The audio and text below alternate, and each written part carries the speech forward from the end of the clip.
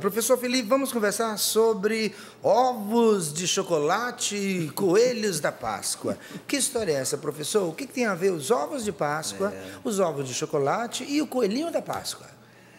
Tudo isso é para significar a vida, né, Ricardo? A vida nasce do ovo. E como a Páscoa a gente celebra a ressurreição, a vida, então o ovo passou a ser um símbolo, porque do ovo nasce a vida. E é muito bonito, né? A galinha choca o ovo, uma clara e uma gema, aquilo se transforma numa vida. É extraordinário, né?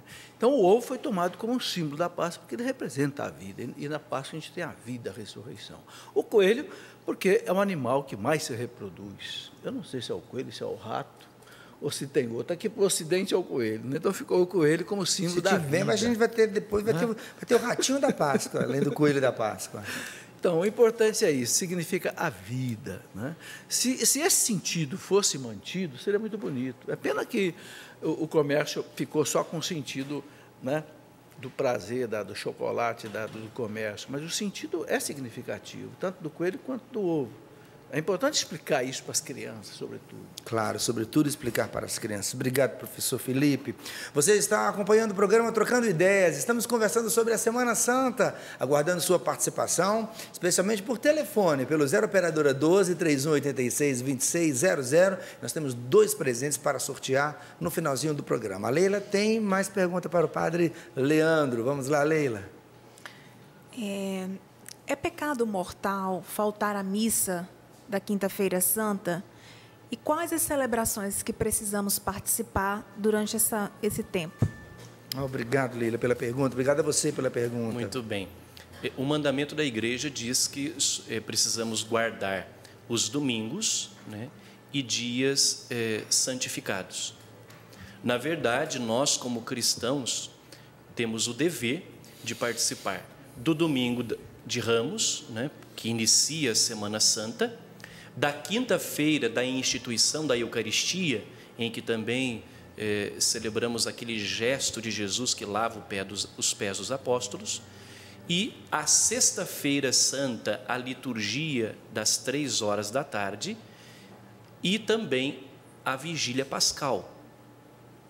Se nós não participarmos de todas estas celebrações, é como ficou faltando alguma coisa, né? Inclusive a igreja ela vai chamar, né, quinta, sexta e sábado de tríduo pascal. E aqui no sentido não de que seja 3 dias que preparam o domingo de Páscoa, mas como uma única ação litúrgica e salvífica, porque é a morte, né, a paixão, a morte e a ressurreição de Cristo Jesus. Senão, as celebrações e todos os gestos das celebrações, eles ficariam vazios, né? Ficariam sem sentido.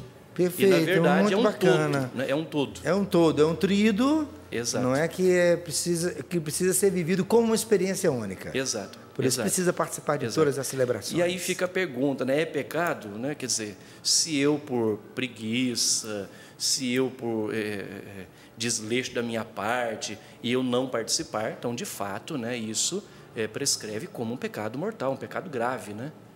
Obrigado. Até inclusive, acrescentando aqui, né, costuma nesse tempo, né, a fazer os passeios, os cruzeiros, né, por aí da vida.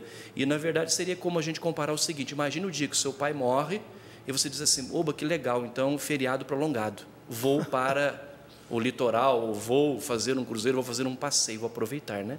Então, olha o sentido cristão. É verdade, a gente aproveita a oportunidade para dizer que planos existem para que sejam mudados também. Então, talvez você estava nessa aí que o padre está falando, pintou um feriado prolongado e você já combinou aí, na Semana Santa, eu vou para a praia, eu vou para a fazenda, eu vou para a serra.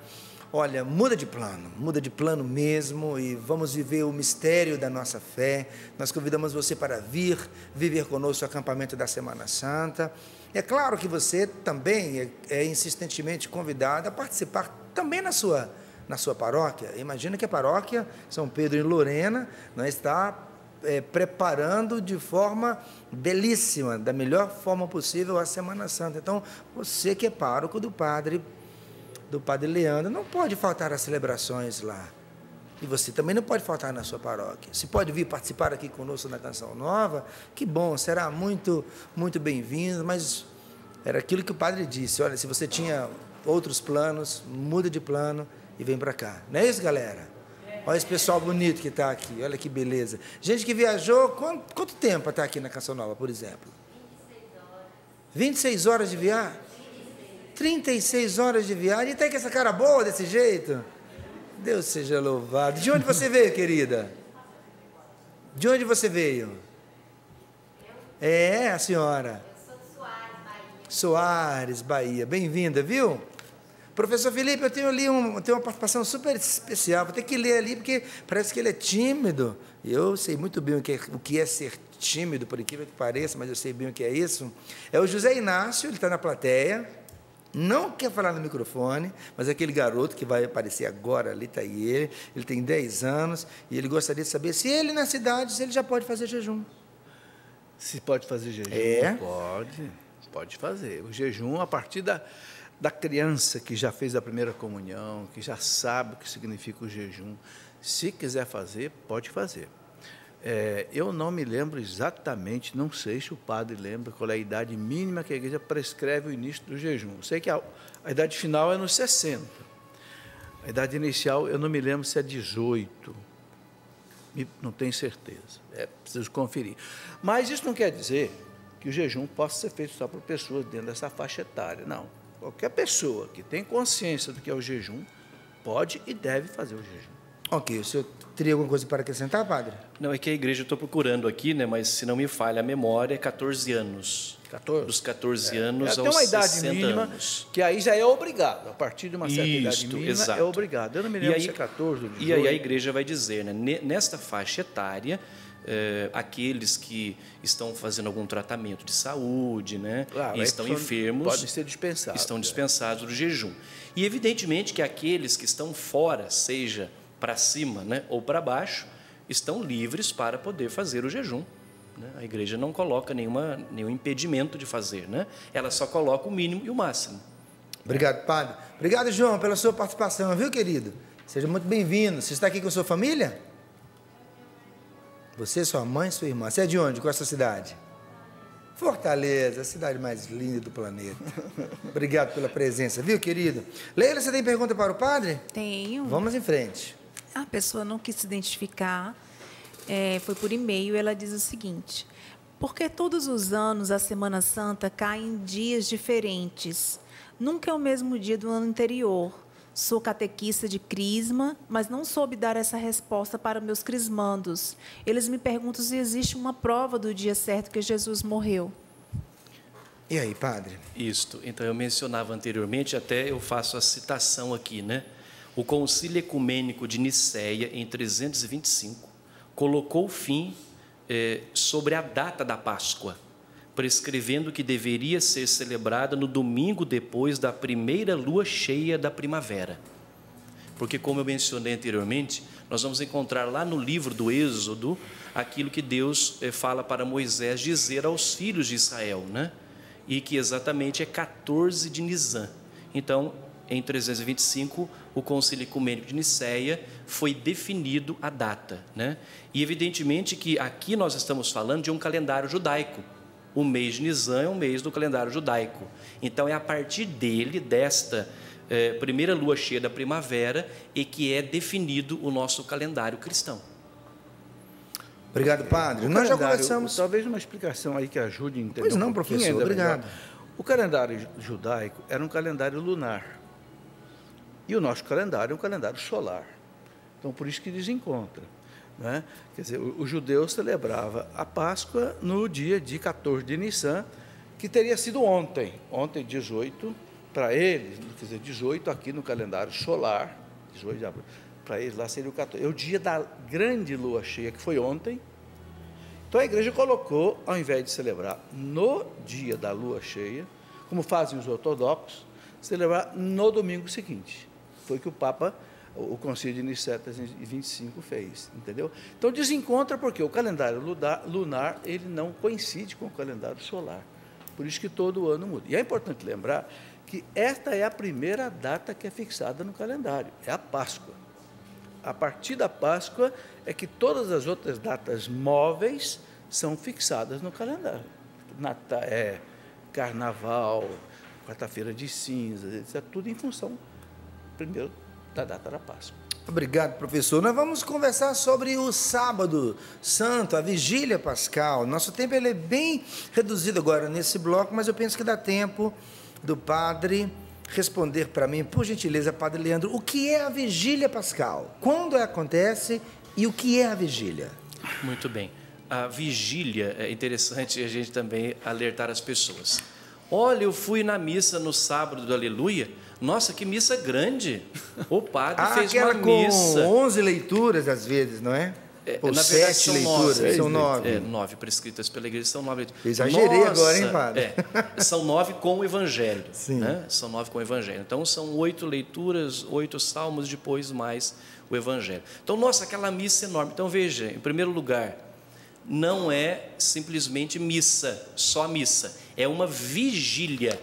E que a igreja ela vai chamar de a mãe de todas as vigílias. Tá. Padre Leandro, a Maria Nepomuceno, ela é de Santo André, em São Paulo. Ela diz o seguinte: quando Jesus ressuscitou, muitas pessoas ressuscitaram também, narram os evangelhos. Ela quer saber se, quando Jesus subiu aos céus, se essas pessoas também já subiram, já ascenderam ao céu junto com Nosso Senhor. É o que a igreja vai mencionar, né? Que Jesus ele desce à mansão dos mortos, né? E o primeiro que ele nos ensina a igreja, o primeiro que é redimido, né? É Adão. Então Jesus ele como que abre as portas da eternidade para que agora todos de fato possam entrar, né? Então todos participam e todos entram com Jesus, agora o sumo e eterno sacerdote, que abre para nós as portas da eternidade e conduzem todos a Jerusalém Celeste. Então, todos, né, participam da redenção de Cristo.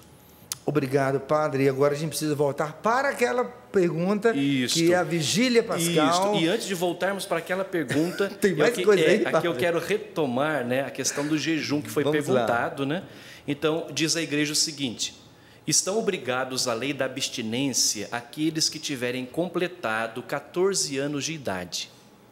Estão obrigados à lei do jejum todos os maiores de idade, quem completou 18 anos, até os 60 anos começados. Todavia, os pastores de almas e pais cuidem para que sejam formados para o genuíno sentido da penitência também os que não estão obrigados à lei do jejum e da abstinência em razão da pouca idade. Ok, padre, isso está escrito aonde, por gentileza? Isso está escrito no diretório da liturgia da CNBB.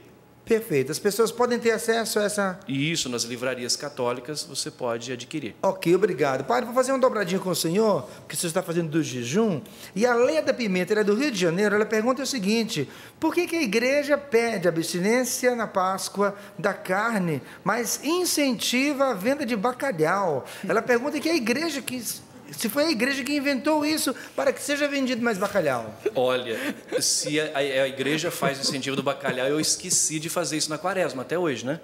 Então, de fato, a igreja não incentiva a venda de bacalhau de forma nenhuma. Nem incentiva, como não incentiva a venda de ovos de Páscoa, por exemplo. De jeito nenhum, de forma nenhuma, né? A igreja vai pedir exatamente a abstinência de carne, mas ela não incentiva a pessoa, se alguém quer comer ovo ou quer comer outra coisa, enfim, a igreja não incentiva nada disso. Então, daqui a pouco, padre, vão dizer que a igreja tem uma companhia de pesca de bacalhau. Pois é, né? Ou então uma fábrica de ovos de Páscoa, né? E assim mas por isso diante. é sério. Se por acaso a dona Leda recebeu essa informação, assimilou essa informação de alguma forma, ela é equivocada. Tá bom, querida? Obrigado pela sua participação.